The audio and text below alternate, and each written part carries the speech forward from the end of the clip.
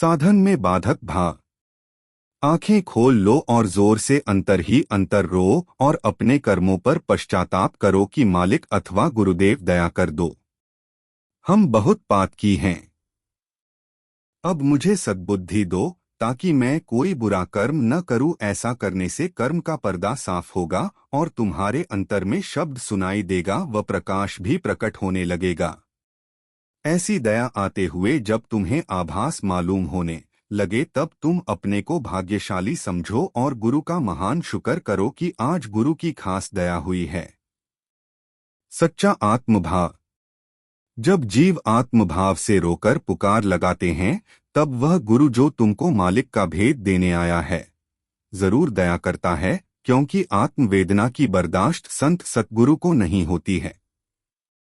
गुरु के भेदभाव से आत्मवेदना का फल तुम्हें मिलेगा।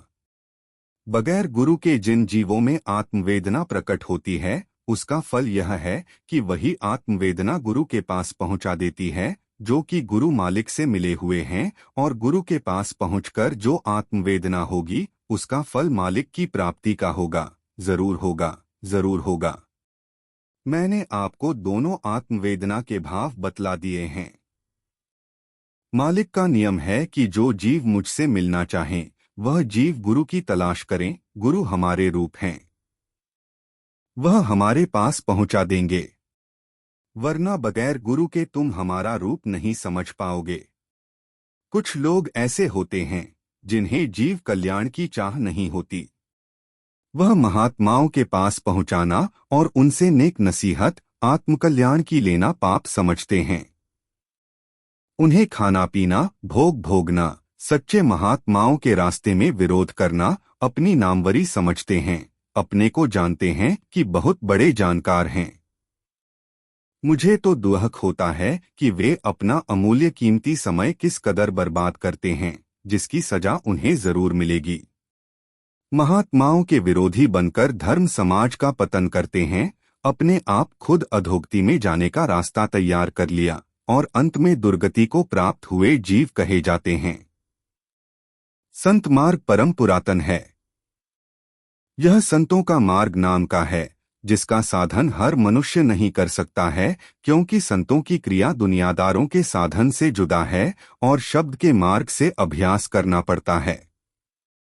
लोग नया अभ्यास करना अपनी मानहानि समझते हैं और पूर्व के स्वभाव अनुसार आत्मनिरूपण की क्रिया उन्हें कठिन मालूम होती है। वास्तव में बात तो यह सच है कि जब संत यह जीवों को समझाते हैं कि तुम्हें शुभ कर्म का फल जरूर भोगना होगा और तुम यदि यह काम नहीं त्यागना चाहते हो तो आत्मकल्याण नहीं होगा। इसी से संतों का विरोध होता है कि संत कर्म का खंडन करते हैं। आत्मकल्याण का भी तो मार्ग कर्म है, पर जिस क्रिया से आत्मकल्याण होगा संत उसी कर्म को करावेंगे। संसार भाव वाले प्राणी जनों के भाग्य में अभी कल्याण का समय नहीं आया है। इसी से महान जनों की क्रिया विपरीत मालूम होती है। चित्त में विरोध रहता और आत्मदर्शी महान जनों से दूषित प्रकृति के लोग दूर रहते हैं। इसी से सत्य भाव का उपदेश न होने से जीव दूषित क्रिया करते जा रहे हैं और लोगों में सदाचार का अभाव होता जाता है। मालूम होता है कि यही वातावरण रहा तो भारत के कोने कोने में अनाचार फैल जाएगा और लोगों का अंत में खात्मा अवश्य हो जाएगा। मनुष्य को अपने जीव कल्याण के हेतु लोक में लोक धर्म अनुसार चलना चाहिए।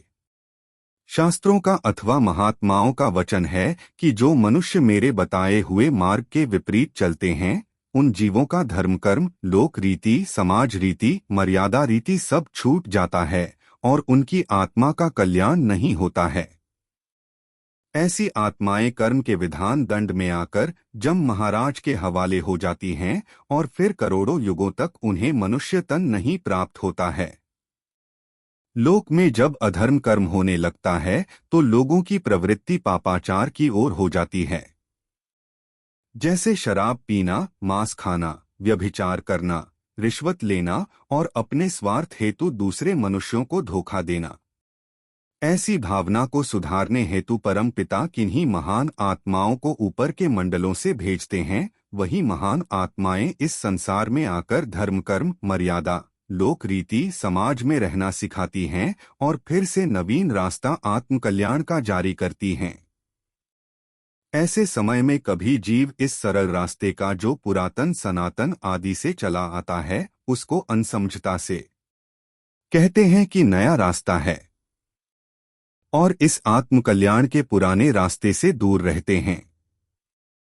मनुष्य भाव का सच्चा निवारण। मनुष्य भाव का सच्चा निवारण तब होगा जबकि माता पिता के विचार शुद्ध होंगे और लोक में रहते हुए उनका कदम पापाचार की ओर नहीं होगा। तभी माता पिता अपनी संतान को उच्च आदर्श की शिक्षा लौकिक सामाजिक देंगे और साथ ही साथ धार्मिक आत्मोत्थान की भी शिक्षा होगी।